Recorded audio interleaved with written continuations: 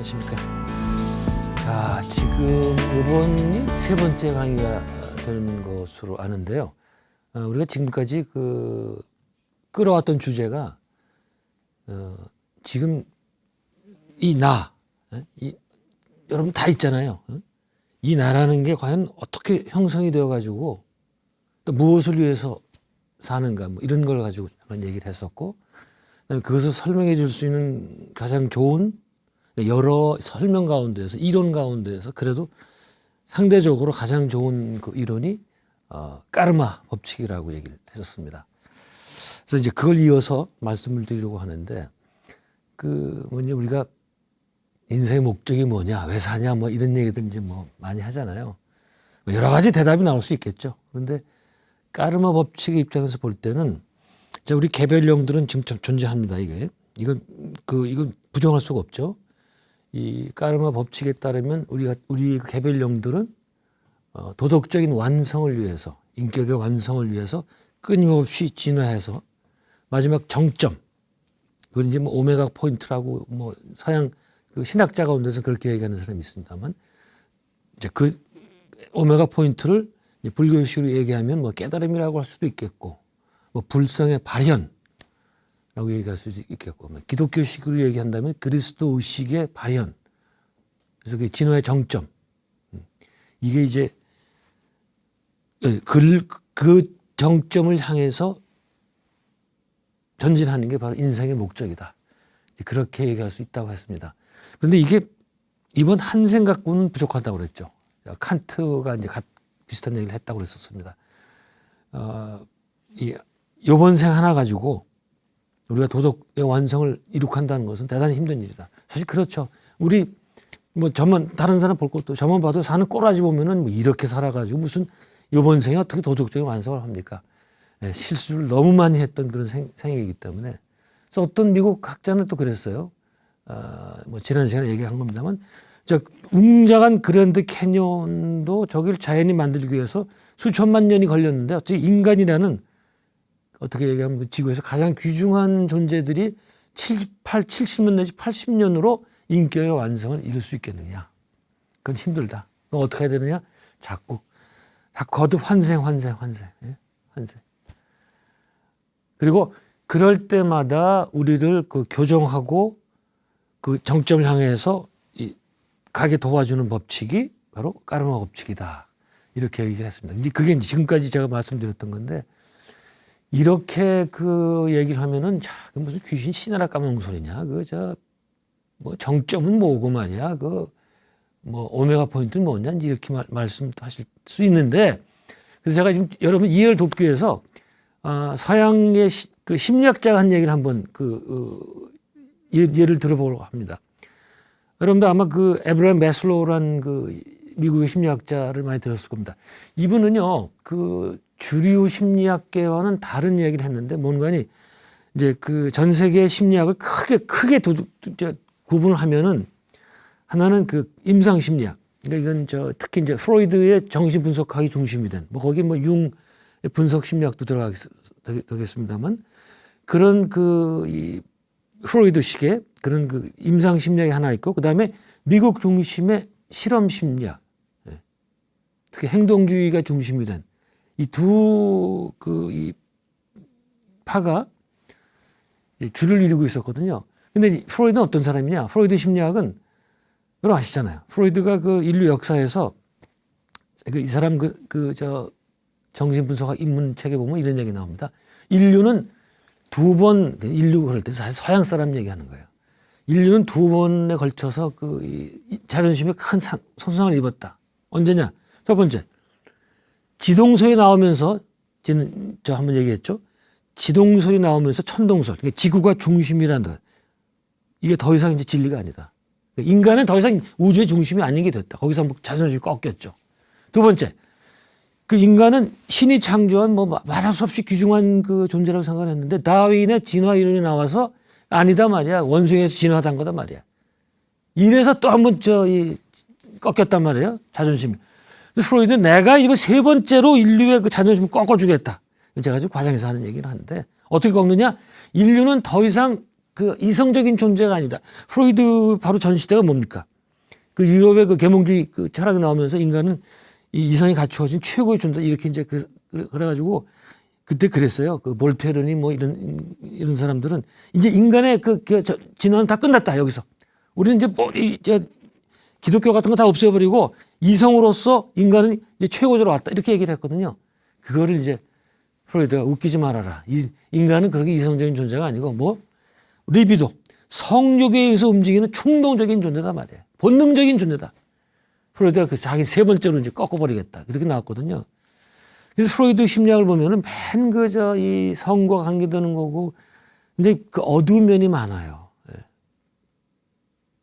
예. 제가 이거 설명 많이 할 수가 있는데 지금 뭐 이거 시간이 없으니까. 그다음에 이쪽 뭡니까 실험 심리학, 이건 행동주의 심리학, behaviorism. 그 미국의 B.F. 스키너라는 사람이 중심이 돼 시작이 된 건데 여기서는 프로이드의 심리학은 학문으로 치지도 않아요. 저건 인간 무슨 꿈이나 해석하고 말이야. 과학적이지 못하다 이게. 신화적이고 뭐 이런 거니까. 그럼 어떻게 되느냐. 인간이라는 건 다른 겁니다. stimulus and response. 자극 주면은 반응 오는 그런 그걸 가운데 오가니즘 하나 있긴 해요. 그거에 별거 아니다 말이야. 굉장히 과학적이고 아주 그 건조한 이 접근 방법이에요. 근데 매슬로우는 뭔가 하니 두 개 다 아니고 매슬로우는 이제 프로이드 비판할 때 왜 심리학은 그렇게 인간의 어두운 면만 강조를 하느냐. 인간의 그 긍정적인 게 얼마나 많으냐. 그다음에 이 비헤이버리즘 행동주의 심리학에서는 인간이 그렇게 그냥 자극 준다고 반응만 하는 그런 그 1차원적인 존재가 아니다. 인간이란 거는 우리가 지금 제가 얘기하고 싶은 나옵니다. 인간 욕구 발달 단계, 욕구 위계설이라 가지고 인간은 그 행복을 얻기 위해서 이 단계가 있는데 이걸 하나씩 밟아가는 그런 아주 대단히 긍정적인 단계다. 존재다 이렇게 얘기를 하거든요. 5가지 단계를 얘기하죠. 이건 뭐 많이 알려진 거예요. 첫 번째, 생리적 욕구, physiological need. 우리는 인간은 먹고 자고 이게 해결이 안 되면 이게 5가지 단계는요. 하나가 다 해결돼야 돼요. 그래야 다음 단계로 올라갈 수 있습니다. 이게 점핑 안 돼요. 월단 이게 안 됩니다. 그래서 우리는 일단 생리적 욕구가 충족이 돼야 돼요. 먹고 자는 거. 먹고 자는 게 해결 안 된다. 뭐 아무것도 없죠. 그다음에는 거기 플러스 성욕이 들어갔는데 성욕은 이건 과로칩니다. 이건 제2차 본능이기 때문에 채워줘도 되고 안 채워줘도 되고 뭐 이거 충족 안 한다고 죽는 건 아니잖아요. 그러나 먹고 자는 거 이건 무슨 뭐 저 산골에서 돛 닦는 저 스님들도 먹고 자는 거 이거 해결 안 되면 안 돼요. 도구 뭐 나발이고 없어요 이런 거.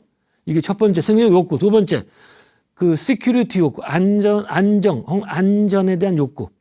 먹고 이제 하는 게 해결됐으면 그다음에 건강이나 재정, 뭐 사고나 병 이런 것으로부터의 좀 안정된 그런 그게 안정이 돼야 그 다음 단계로 갈 수 있겠다. 세 번째는 소속 및 애정, belonging or loving. 우리 인간은 이제 사회적인 존재가 돼서 혼자 살 수 없거든요. 그래서 우리는 가족이라면 가족은 가족, 또 그다음에 사회 나오면 뭐 내가 또 학교, 또 직장, 무슨 조직, 뭐 경찰, 검찰 이런 조직 이런 식으로 이 소속을 해야 되고 그다음에 러빙은 인간은 혼자 살 수 없는 존재라서 항상 사랑을 받아야 됩니다.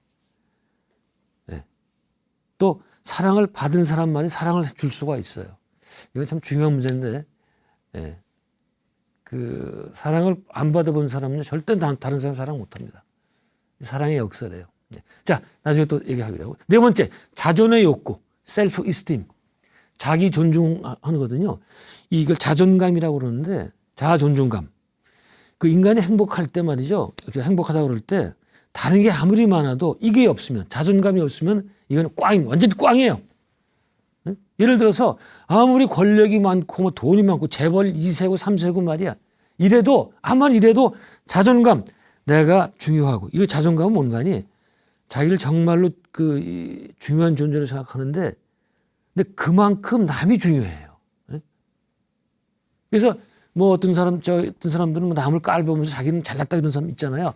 남을 깔본다는 거는요, 자기를 깔보는 거와 똑같은 거예요, 사실은. 네? 그래서 진정한 자존감은 어디서 나오냐? 다른 사람은 나와 똑같이 존중해 줄 때. 그런 거거든요. 근데 그 남을 똑같이 존중하려면 자기가 그런 사랑과 받아야 돼요. 누구한테 받아야 되죠, 그게? 누구한테? 부모죠, 부모. 일단은 부모예요, 부모. 부모의 사랑이 사실 굉장히 중요합니다. 그래서 한 사람의 행복은 말이죠. 어떤 가정에 태어나느냐, 그게 거기서 다 거의 끝나요. 그러면 어떤 부모, 왜 나는 그 부모에 태어나게 되죠? 왜 그럴까요? 까르마입니다, 까르마. 까르마 맞기 때문에 태어나는 거예요. 좋은 부모든 나쁜 부모든. 예? 자기가 좋은 까르마를 줬으면 좋은 부모에 태어나는 거고. 예? 그런 겁니다. 예? 그래서 자존감이 네 번째라면 다섯 번째, 여기서 안 끝납니다. 그 다음에 이제 매슬로우라는 건 자아 실현의 욕구. 마지막이 다섯 번째, 자아 실현 욕구. 그러니까 우리 인간이 갖고 있는 모든 잠재력. 우리는 까르마 이론에도 보면 우리는 누구든지 어떤 한두 면에서는 아주 그 천재 같은 능력을 갖고 있어요. 누구든지 사실은. 네. 바로 그걸 찾아내서 그걸 발현시켜야 된다. 그게 바로 자아 실현 욕구다. 이게 천직이죠, 천직. 아까 이제 말씀드렸지만 이제 그 월단, 이게 단을 뛰어넘을 수는 없겠다. 충분한 자아 존중감을 갖고, 그 다음에 자기가 진정으로 좋아하는 일을 찾아서 자아 실현했다고 하죠. 자, 그런데 여기까지만 알아요, 사람들이. 그러니까 우리는 이런 단계를 거치면서 인격의 완성을 도모하는 거란 말이죠. 그런데 이 매슬로우는 뭐라는 거니? 이런 단계는 이런 자아 실현까지 가는 거, 인격 실현까지 가는 것은 해도 그만 안 해도 그만. 어떤 사람이 들으면 그거 굳이 그런 거 해야 되냐 말이야. 그냥 적당히 술이나 마시고 말이야. 놀다 가면 돼. 인생이 뭐 있어? 한 번 사는 건 뭐 그렇게 어렵게 살아. 이런 사람도 있잖아요.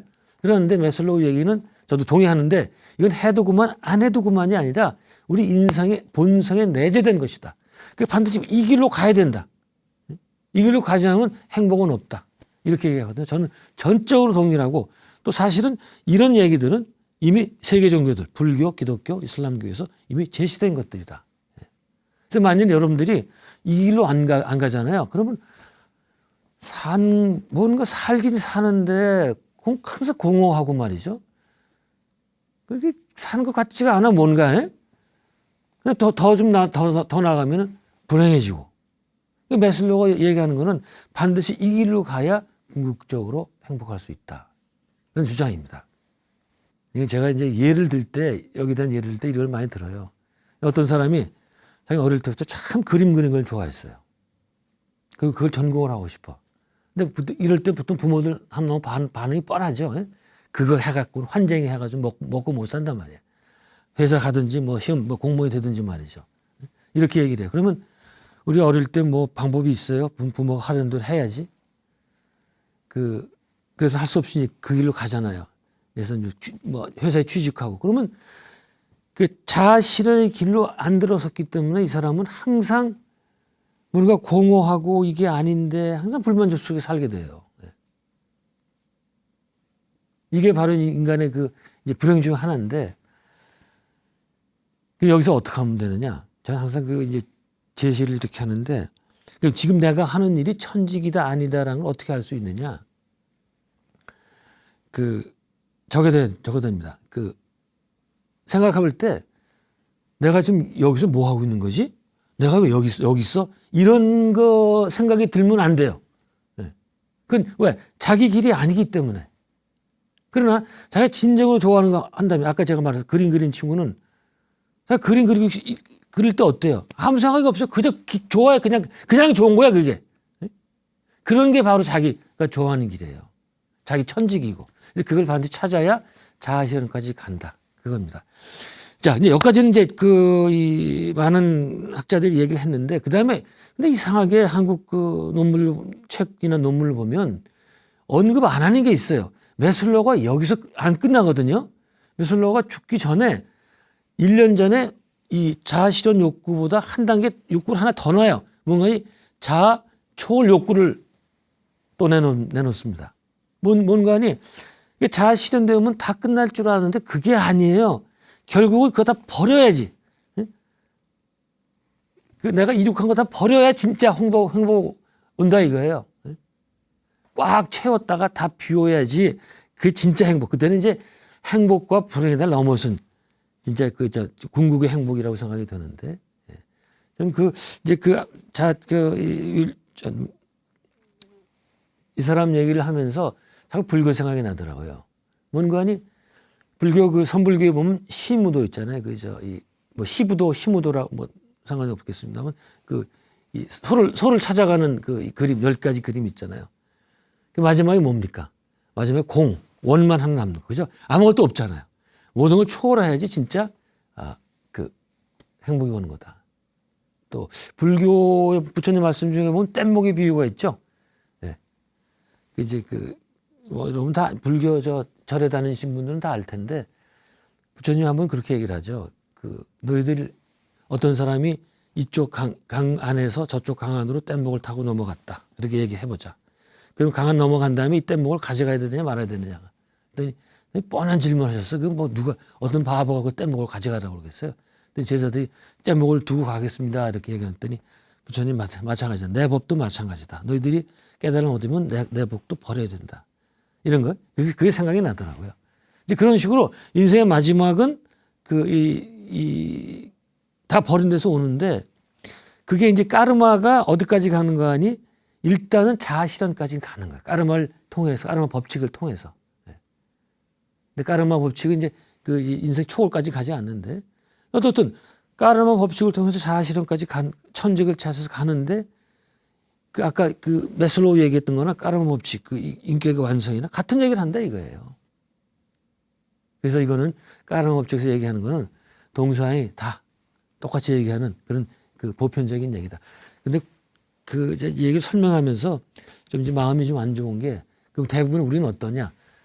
우리는요, 뭐 저도 마찬가지인데 우리는 자존감 6단계 있잖아요. 4번째 단계. 여기도 잘 못 이뤄요. 오늘 어떻습니까? 대부분 열등감, 혹은 자기에 대한 증오, 또 성, 뭐 제가 그렇거든요. 그것도 가득 차 있어요. 여기서 극복해보겠다고 절에 가서 절도 해보고 참선도 해보는데 안 돼요. 계속 남욕하고 싸우고 갈등하고 지금 참 계속 그런 문제 갖고 살더라고요. 그런데 문제는 이런 우리가 이기적인 욕심 이런 문제를 갖고 있는데 이걸 다 풀 때까지 우리는 어떻게 된다? 환생을 거듭해야 된다. 계속 또 내려와야 된다 말이죠. 이거를 근데 그냥 우리가 좀 겸허하게 얘기를 해서 초월까지는 상상도 안 하는데 자아 실현 단계까지는 좀 가야지 이 환생 여기 이 지구 학교에 내려오는 거를 그만둘 수 있지 않을까 뭐 그런 생각을 해봅니다. 근데 제가 또 이런 얘기 나와서 또 불교 얘기가 또 생각이 나는데 환생을 안 하는 거. 근데 이제 서양 연구 책에 보면 많이 나오거든요. 환생 안 하는 거. 근데 이게 또 불교에 다 있어요. 불교에 또. 참 불교는 공부해 보면은 서양 이론을 공부해 보잖아요. 뭐 물리학도 좋고 뭐 서양 종교도 좋고 서양의 뭐 명상학도 좋고 다 불교 있더라고요. 이제 제가 많이 얘기한 건데 불교에 이미 이 어떤 법의 수준에 올라가면 다시는 환생 안 해도 되는 사람 이런 사람이 있었죠. 네. 이 사람이 누굽니까? 불교 이제 불교 용어로는 아나함이라고 해서 아나함. 한자로는 불환이라고 그러죠. 네. 또 아니 불자에다 돌아올 한자. 돌아오지 않는 거예요. 이번 생이 끝나면 이제 안 돌아오는 사람들. 그걸 불교에서는 아나함이라고 그러고. 그다음에 이거 말고 다음 생만 한 생만 더 살면 더 이상 안 와도 되는 사람. 사다함. 사다함은 누굽니까? 신라의 유명한 화랑인데 대가야 정벌 때 공을 세웠던 화랑이죠. 그때 이제 워낙 신라 사람들이 불교를 좋아하니까 그런 좋은 불교 용어 따다가 아마 자기 아들한테 사다함이란 그걸 줬나 봐요. 근데 지금 오늘 제가 처음 지금 말하다가 생각이 났는데 저렇게 전쟁에서 사람 많이 죽인 사람은 다음 생이 마지막 생일 수 없습니다. 저건 절대 안 됩니다. 저건 안 됩니다. 그런데 제가 다뤘던 미국 학자 책을 보니까 뭐 이렇게 아나함 사다함 어렵게 보지 말고 이제 이번 생이 마지막인 사람 이런 사람들의 특징을 보니까 뭔지 아세요? 아주 뜻밖에요. 아주 조용한 사람들. 막 나대고 뭐 잘났다고 뭐 이런 사람이 아니고 있는지 없는지 모르게 조용히 살고 그러면서 항상 좋은 이웃이고 항상 선하고 근데 눈에 안 띄어요 잘. 사실 원래 옛날 말에 그런 거 있잖아요. 도인은 눈에 안 띄는 사람들이라고. 또 도인은 나중에 갈 때도 자취를 안 남긴다고 말이죠. 지금 잘났다고 이제 있는 사람 제일 저 까르모가 더러운 사람이 누구라고 생각을 하세요? 제일 잘난 척 많이 하는 사람들. 정치인이죠, 정치인. 네. 이런 사람들은 이건 뭐 환생 얼마나 하는지 뭐 정치인. 자, 그다음에 이름 내려고 노력하는 사람들은 다 마찬가지야. 연예인도 마찬가지고 이런 사람들은 이번 생이 마지막일 수가 없겠다. 네. 자, 나중에 다시 한번 또 이 주제는 다뤄보려고 합니다. 그러니까 이렇게 쭉 지금까지 보면 까르마 작동 원리는 오히려 아주 간단하다. 네. 도덕적으로 좋은 일을 하면 좋은 결과, 또 나쁜 일을 하면은 또 나쁜 결과 이런 건데 나중에 계속 나옵니다만 이때 그냥 행동보다는 보니까요 의도가 굉장히 중요하다. 의도. 그때 얼마나 그 일에 집착을 하고 있었는지 그런 것. 예. 근데 문제는 어떻든 이 좋은 행동이 좋은 결과로 온 거는 그다지 문제가 아니니까 나쁜 것 이게 문제거든요. 그걸 중심으로 한번 좀 보도록 하겠습니다. 자, 우리가 이제 어떤 보편적 도덕 윤리에 어긋나는 짓을 했을 때, 대표적인 그게 남을 잘못 대할 때, 남에게 해를 끼칠 때, 이게 잘못하는 건데 이때 까르마는 반드시 우리에게 고통을 선사합니다. 그래서 그걸 깨우치게 만드는데 저는 이제 그걸 어떤 예를 들은 거 아니? 우리가 이제 몸에 병이 걸렸을 때 어떻습니까? 통증을 느끼게 되죠. 그건 뭐예요? 통증이라는 건 그 부분을 자꾸 의식하게 만들어줍니다. 그럼 내가 소화가 안 돼요. 그럼 배가 위장이 아프면서 자꾸 의식이 돼요. 그죠? 그래서 여기 탈이 났구나. 여기를 고쳐야 되겠구나. 그러죠? 만일에 여기 탈이 나는데 통증을 못 느껴. 그런 병도 있죠. 무통증 느끼는 병도. 큰 병이에요. 그게 그러니까. 그럼 이 통증을 못 느끼면은 그냥 가만 놔둘 거 아니에요. 그럼 나중에 발전이 죽게 된단 말이에요. 그러니까 뭔가 아니 통증을 느끼는 건 바로 우리에게 고칠 기회를 주는 거다. 그래서 제일 좋은 거는 몸을 못 느끼는 게 제일 좋은 거예요. 그게 건강한 겁니다. 그게. 마찬가지겠다. 까르마 역할도 똑같은 거다. 우리가 도덕적인 도덕적 그런 삶에서 벗어났을 때 까르마는 반드시 우리에게 고통을 선사한다. 그럼으로써 정상으로 돌아가게 해준다. 만약 근데 이런 게 없다면 까르마가 이렇게 우리를 돌봐주지 않는다면 내가 도덕적으로 무엇이 잘못됐는지 알 수가 없죠. 모르니까 자꾸 나쁜 짓 저질러요. 그래서 인격이 황폐해질 수가 있겠다. 어린애들이 그렇거든요. 어린애들이. 어린애들 아이들도 말이죠. 우리가 그냥 아이들 그러지만 제가 그랬죠. 이 아이들을 보면 안 된다. 어떻게? 아이들은 모든 인간은 엄청난 이 까르마를 갖고 온 존재이기 때문에 전부 다양해. 아무나 아이라도 이거는 수백 수천 생이 있는 그런 존재란 말이죠. 그래서 이 안에는 별의별 게 다 있어요. 근데 아이들은 어리기 때문에 사람을 괴롭혀도 되는 줄 알고 마구 괴롭히죠. 어린애들 애들 다른 친구도 왕따 시키고 뭐 학교 폭력 이런 거 굉장히 대단하잖아요. 그게 얼마나 나쁜지 모르기 때문에 자꾸 그런 짓을 하는 거예요. 또 지금은 안 그런지 모르겠는데 애들 장난 중에 이제 봄이 되면은 학교 앞에서 저걸 팝니다. 이 병아리 그걸 이제 애들이 사가지고 그걸 들고 이제 학교 옥상에 가서 떨어뜨려요. 어떤 병아리가 사는지 내기하는 거예요.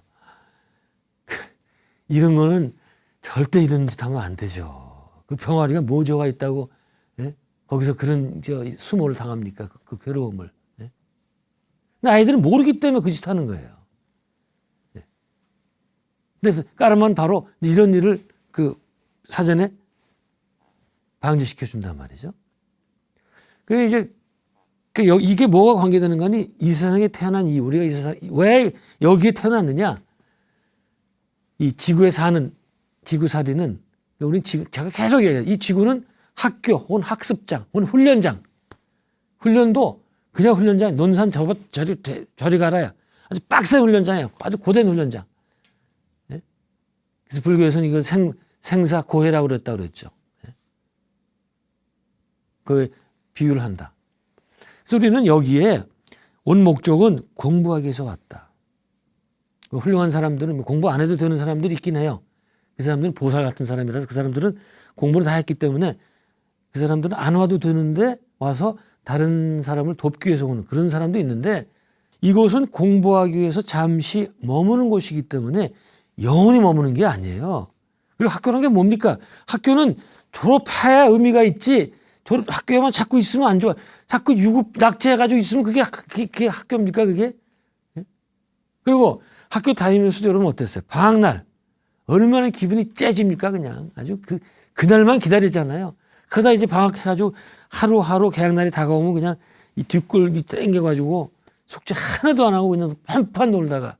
예? 저는 그게 이 방학하는 날을 우리가 이제 이 세상 마지막 죽는 날에 이렇게 비유를 하거든요. 예, 우리가 이제 죽을에 대해서 많은 공포를 지니고 있지만 사실은 그렇지는 않고 방학할 때처럼 이 무거운 이 몸을 떠나서 이 몸 유지하느라고요 얼마나 힘들었습니까 지금까지. 하루 3끼 먹어줘야죠. 또 소화시켜가지고 또 그것도 빼야 되는데 안 빠지면 또 어떻게 돼요? 또 뭐 변비니 뭐 아이고 힘들죠. 예? 그런 거 다 이거 겪고 사는 거예요. 그러니까 이게 또 인간관계가 얼마나 복잡합니까? 얼마나 힘들어요. 그러니까 정신 바짝 차리고 공부해야 되는 거예요. 이렇게 힘들게 와가지고 돈만 벌고 말이죠. 그냥 쾌락만 살기엔 너무 여기가 아까워. 예? 어떻게 그냥 어떻게 해서 훌륭한 분들 만나서 또 BTN처럼 훌륭한 TV를 보고서 충분히 배우고 그래야 떠나야 이 세상에 의미가 있겠다. 예. 그래서 이 관점에서 보면요. 그 지구생활은 잠정적이라고 그랬잖아요. 예. 근데 우리는 이 문제가 이 삶만, 여기 지구에서 삶만 있다고 생각을 해가지고 여기다 그냥 이제 다 쏟아붓는 게 뭐, 아까도 얘기했지만 뭐 삶이 뭐 있어. 그냥 뭐 이번 생 하나면 끝이지 뭐 어디로 가기는 뭐 천당도 없고 뭐 윤회도 없고 말이야. 그냥 놀자 그래가지고 여기서 온갖 욕심과 욕정에 빠져 살고 있단 말이야. 돈, 쾌락, 권력만 추구하고 말이죠. 근데 이제 요번 생만 있다고 생각하는 것도 긍정으로 생각해 보면 요번 생에 살 때 최선을 다해서 살자. 네. 그렇게 볼 수도 있어요. 그건 맞습니다. 요번 생 뭐 최선을 다해서 하는데, 근데 또 이제 옆으로 좀 빠져볼까요? 이런 얘기를 많이 해요. 만일 전생이 있다면은 왜 우리는 기억을 못하냐? 전생을 전혀 기억을 못하죠. 근데 굉장히 좋은 질문 같은데 여러분 한번 다시 생각해 보세요. 만일 전생을 기억한다면 어떻게 될까요? 네? 전생에서는 지금 내 아내가 내 어머니가 될 수도 있고 내 아들이 내 아버지가 될 수도 있고 이게 막 저거 바꿔가거든요. 그래서 전생을 기억하면은 여기서 사회적 관계가 다 헝클어져 버려요. 네? 그래서 기억하면 안 됩니다. 그 다음에 전생을 기억하게 되면은 지금의 이 생을 등한시하고 자꾸 뭐 전생에 그랬으니까 이런 식으로 전생 탓으로 돌리고서 자기를 이번 생에 올인 안 할 수도 있겠단 말이죠. 그래서 이번 생만 존재한다고 생각할 그런 이 생각을 갖고 전생을 기억할 필요 없겠다. 그 다음에 제일 큰 문제는 이거예요. 제가 계속 말씀드렸죠. 우리는 전생에서 있었던 문제를 못 풀었던 문제를 그대로 갖고 온다. 근데 전생을 기억 못하는 이유는 이번 생에는 새롭게 시도를 해야 되기 때문에. 전생에 시도를 했을 거 아니에요. 근데 안 됐잖아요. 잊어버려야 돼, 그거는. 이번 생에는 다 잊어버리고 같은 문제가 닥치게 되면 새롭게 해석해보자 말이야. 이래서 전생을 안 하는 건데, 또 여기서 또 이제 미국 학자 책을 보니까 문제가 전생에서 썼던 방법 있잖아요. 실패했던 방법. 그걸 또 가져와서 또 시도를 해. 그래서 여러분 한번 생각해 보세요. 각자 그 이제 큰 문제 닥쳤을 때 자꾸 이제 뭐 이런 식으로 해결할까 하고 생각이 들면은 그 아니에요. 이거 전생에 했는데 안 된 거예요. 그러니까 새롭게 한번 생각해 보시면 좋겠습니다. 자, 이제 이런 관점인데 그 제가 이번 이제 강의를 준비하다가 불교에서 말하는 중유라는 용어 있잖아요. 불교에서는 뭐라는 거니? 이번 생이 끝나고 다음 생이 시작되잖아요. 여기 이걸 중음계라고 그러죠. 중음계. 이쪽 육체적인 생이 양이라면 요건 음계고 중간에 있는 이 중음계 혹은 중유라고 그러죠. 그렇게 얘기를 하거든요. 근데 저는 이전에 불교 공부할 때는 당연하다고 생각을 했는데 지금 보니까 이거 반대로 돼야 되는 거 아니냐. 왜냐? 지구상에서의 삶이라는 게 이게 중유가 아니겠는가. 왜? 여기는 잠정적으로 오는 거예요. 여기는. 그러니까 잘못 생각하면 이 지구에서의 삶이 여기가 지구가 베이스 캠프라고 생각하기 쉬운데 사실은 아니다. 그것보다는 원래 왔던 거. 우리가 이제 어디서 왔을 거 아니에요. 영혼들의 세계. 거기가 베이스 캠프고 여기는 배우러 오는 곳이에요. 그렇게 된다면 이 지구의 지구 우리가 이번 생 사는 게 중유가 아니겠는가. 그런 생각이 들었습니다. 그 다음에 이제 중요한 거는 좀 이제 다른 주제로 넘어가게 됩니다. 자, 이런 까르마 법칙에 대해서 제가 쭉 설명을 했는데 이게 참 별로 현대 들어와서 이 환영을 받지 못했어요. 특히 이제 과학적인 사고를 가진 사람들한테는 웬 귀신 신하나 까먹소리냐 무슨 인생이 무슨 환생을 하고 윤회를 해 말도 안 되는 소다 비과학적이다 말이죠. 그렇게 얘기를 했는데 난데없이 서양에서 이 법칙이 연구되면서 다시 동양으로 돌아왔어요. 왜? 이 까르마 법칙은 이미 동양에서 3,000년 전 이전부터 있었던 거란 말이에요, 이게. 누가? 인도. 내가 이제 공부해 보면은 종교에 관한 인도 사람을 따라갈 수가 없어요. 제가 이게 꼭 불교 방송에서 그런 건 아니고 기독교, 이슬람교 안 됩니다. 근데 이런 건 있어요. 불교나 기독교가 제가 이제 미국에서 공부할 때 이제 이거 갖고 많이 토론했거든요. 어떤 종교가 더 완전히 우세하고 이런 건 아니에요. 어떤 면에서는 불교가 우세하고 어떤 면에서는 기독교가 우세하고 이렇게 봐야 되는 거예요. 근데 이런 교리적인 면 있잖아요. 뭐 까르마라든가 또 뭐 깨달음 이 여러 가지 이런 유식학 이런 것들은 이런 그 면에서는 불교가 단연 앞섭니다. 근데 이쪽 기독교적 입장에서 보면은 불교 여러분들 우리 그때 공부할 때 블랭크 포인트 이게 구멍 불교 구멍이 뭐냐? 기독교적 입장에서 볼 때 뭐라고 생각하세요? 사회적 정의, social justice. 이거 불교가 그냥 구멍이 뚫렸다고 그렇게 얘기를 합니다. 왜? 불교는 너무나 이 내면이 진짜 침잠해서 이거 여길 도대체 이 문명을 어떻게 극복을 하고 깨닫는지 여기 빠져가지고 사회가 어떻게 돌아가는 생각을 할 수가 없어요. 네? 그렇잖아요. 부처님하고 예수님 비교해 보세요. 예수가 굉장히 독특한 성인인데 부처는 어땠습니까? 이 양반은 저작거리로 들어오지 않아요. 항상 동네 근처에 살았죠. 와서 이제 탁발하고 또 돌아가고 말이죠. 그러니까 이 중생들 세계에 직접 들어오지는 않았습니다. 근데 예수는 어땠어요? 직접 들어왔어요. 그래서 창녀와 세대의 친구라고 그런 말이죠. 저 옆에 맨날 그런 사람들 있었어요. 정말 일반 중생들, 민중들. 그리고 유대교 또 기독교 전통은 예언자 전통이란 말이에요. 항상 잘못 정치하는 이들에게 조언을 하고 조언이 아니죠. 그냥 막 대놓고 비판을 하죠. 그래서 요한 사도 세례자 요한도 이제 죽지 않습니까? 예수도 그래서 죽었고. 그래서 기독교 같은 경우에는 소셜 저스티스가 굉장히 발전된 종교다. 그래서 한국의 민주화운동도 기독교에서 처음 시작을 하거든요. 불교에서는 아무도 안 하고 있을 때예요. 근데 그런 겁니다. 서로 달라요. 네. 자, 그건 이제 그렇고 또 이게 또 옆길 가기로 빠졌네요, 이게.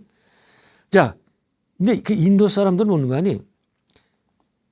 그 관조, 내면, 이 내성하는 거, 인트로스펙션, 깊은 명상 속에 들어가는 건 이거는 전 세계 다른 민족은 당해낼 수가 없어요.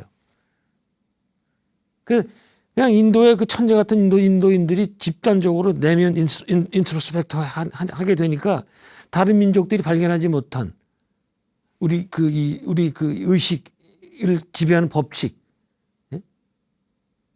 이거를 까라마 법칙을 발견하게 된 거예요. 그 다른 민족들 보세요. 그 다른 그 종교적인 민족들 보세요. 이집트 종교는 그렇게 그 상위가 아닙니다. 별로 상위가 아니에요. 그 쭉 이제 그 그림 같은 거 보면은 거기 뭐 죽음에 대한 거 그 있잖아요. 죽음의 신이 죽은 자가 오면은 뭐 심장을 꺼내서 깃털하고 무게를 재고 뭐 이런 거 있잖아요. 그런 게 초기 단계다. 그다음에 중근동, 그러니까 유대교, 기독교, 이슬람교 여기도 그렇고, 그리스 로마도 그렇고, 중국도 마찬가지고. 이게 지금 제가 말씀드렸던 것은 전부 이제 그 인류 4대 문명 얘기를 하거든요. 뭐 거기 뭐 아틀란티스 대륙이 들어가는 경우도 있는데 아틀란티스 대륙은 모르겠어요. 이게 진짜 있는 건지 없는 건지. 어떻든 이런 이집트 뭐 중근동, 그리스 로마, 중국 이 사람들 이런 민족 가운데서 인도 사람처럼 깊게 명상한 민족이 없습니다. 사실 그 중에 가장 그 현세적 주의적인 민족은 중국 사람들이에요. 중국 사람들. 중국은요, 굉장히 뭐 현세주의적이기도 하고 물질 중심적이기도 하고, 중국은 말이죠. 불교가 들어오기 전에 AD 1세기, AD란 말 쓰면 안 되는데 사실 제가 이거 기원 후 기원 전 쓰면 안 되거든요. 특정 종교의 교주를 기준으로 시간 나누는 거 기원 전 기원 후가 안 되는데, 사실은 종교학에서는 BCE, ACE, Before Common Era, After Common Era 이런 식으로 근데 우리 한국어로 번역이 아직 안 돼가지고. 자, 중국 사람들은요, 불교가 들어오기 전까지, AD 1세기 들어오기 전까지, 뭐, 인간의 영혼이라든가, 뭐 사후세계, 뭐 보살, 뭐 자비, 이런 개념이 없었어요. 사실 굉장히 큰 주제거든요. 이 중국 사람들이 갖고 있던, 불교가 들어왔을 때 중국 사람들이 깜짝 놀랐습니다. 어떻게 세상에 이런 가르침이 있는가, 인간의 가르침이. 근데 여러분들, 저는 사실 이런 강의를 하고 싶은데, 불교는 말이죠. 중국인들이 받아들인 유일한 외래 사조예요. 그걸 아셔야 돼. 네? 중국 사람들은 워낙 프라이드가 강하기 때문에 어떤 외래 종교 사조를 받아들이지 않습니다. 근데 불교만 받아들이고 그래서 자기 전통이 유불선 이렇게 유불도 이렇게 하게 된 거예요. 그게 한국으로 그대로 넘어왔고, 그 다음에 이 서양인 백인들을 뚫은 유일한 종교가 바로 불교입니다. 불교, 선불교. 예? 아셨죠? 중국을 뚫은 종교가 불교고, 서양에도 많은 종교가 가 있지만 백인들이 그렇게 허심탄회하게 믿은 종교는 불교, 선불교밖에 없어요. 그래서 불교가 대단한 거예요, 그게.